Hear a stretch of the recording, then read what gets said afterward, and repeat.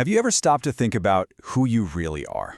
I mean, what if I told you that the person you see looking back at you in the mirror isn't actually you? It's a really fascinating and, honestly, a pretty mind-bending idea that we're going to dive into today, this concept that our entire sense of self might just be an illusion. And that's the quote that really kicks us all off. It says, "The thing we are seeing right now, it is not us." I know, that sounds totally backwards, right? If this body, this face I see every day, isn't me, well then, what on earth is? Let's see if we can figure this out together. Your first reaction is probably, what are you talking about? Of course this is me. And that's totally natural.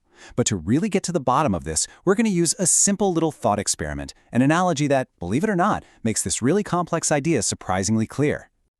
So this is the central question we're going to keep coming back to. If we can just start to unpack what we think is us, we might get a little closer to what's actually going on. And we're going to start with something you see every single day. Yep, believe it or not, our key to unlocking this whole mystery is just a simple glass of water. We're going to follow its journey, and we're going to try to pinpoint the exact moment something from the outside becomes part of our self on the inside. So let's start right here. This water, sitting in this glass, is it me? Of course not. That's easy. It's just water. It's totally separate from my body. But this is where it starts to get a little tricky. Okay, so let's follow its journey. I take a drink, the water's in my mouth. Is it me now? Nah, it's still just water, but it's in my mouth. So I swallow it, and now it's in my stomach. Is it me yet? A doctor would still just call it water, right? Okay, so it gets absorbed into my blood, flows all through my body, and eventually, some of it helps nourish, say, a single strand of my hair. So, where was the magic moment? When did it stop being water and suddenly become me? And here's the punchline. It was never us. It started as water, and you know what? It stayed water the entire time. It was just a compound, passing through, doing a job, but it never, not for 1 second, actually became our identity. All right, now for the big leap. If that's true for something like water, what happens when we apply that exact same logic to our own bodies? You know, the parts we are absolutely sure are us. Think about it. A single strand of hair falls out and lands on your shirt. You see it there. Is that little piece of hair you? No way! You just brush it off without a second thought. It's just hair. It's the same thing with an eyelash, right? If it falls onto your cheek, you don't go, "Oh no, a piece of me has detached." You just see it for what it is, an eyelash, and wipe it away.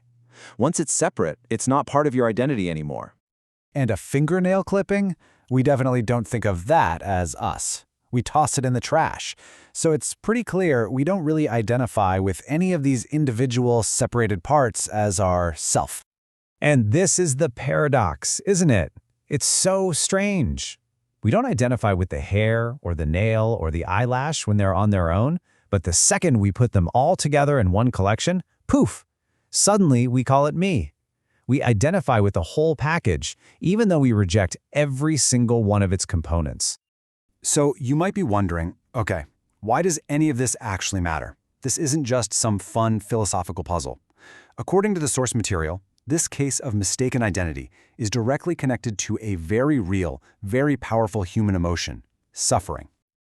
Just look at this comparison. On the left, you've got a wilting tree. When we see a tree getting old, its leaves falling, we get it. It's a natural process. We don't feel this deep personal pain because we know the tree isn't us. But then look at the right, our body. It also ages. It gets wrinkles. Our hair turns gray. It wilts, naturally. But because we're convinced this body is us, we suffer when it goes through these exact same natural changes. It's like we're interfering in the tree's business, getting all upset and asking, "Hey, tree, why are you wilting?" when it's just doing what nature designed it to do. Our body, this collection of elements, is exactly the same. It has to follow its own nature, which is to grow old and change. The pain comes from us clinging to it, insisting that it's our permanent self when it's not. So this brings us all the way back to the beginning.